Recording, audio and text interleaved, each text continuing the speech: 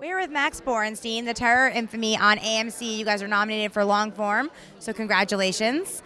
My question for you as a writer on the show, how do you kind of manage, it's set in World War II, Japanese internment camps, but then you have like classic horror, sort of sci-fi going in there. Tell us kind of how you blend that world.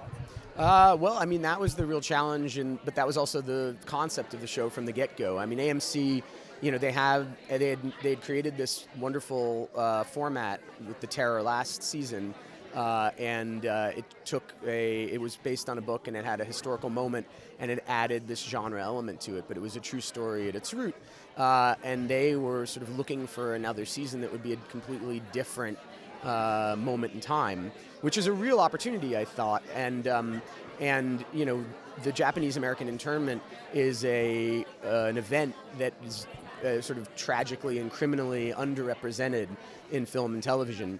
So the idea of being able to take that and treat that as authentically as we possibly could, while at the same time creating that kind of spoonful of sugar in that genre lens that allows a new audience that wouldn't ordinarily necessarily, maybe a younger audience that wouldn't necessarily come to a dry historical drama.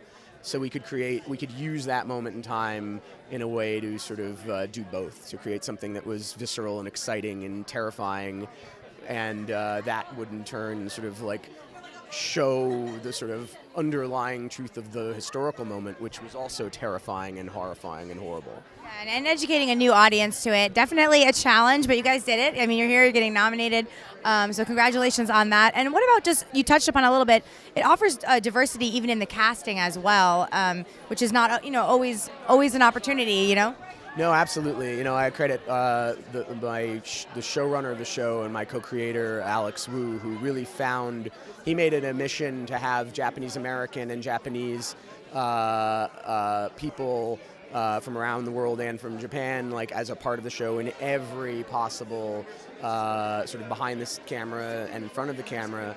And I think it lent an element of authenticity culturally to some specificity and nuance, but it's just also something that's never really happened on American television before, and people, I think, were tremendously excited to be involved, and for that reason, I think made amazing work, like all the people involved.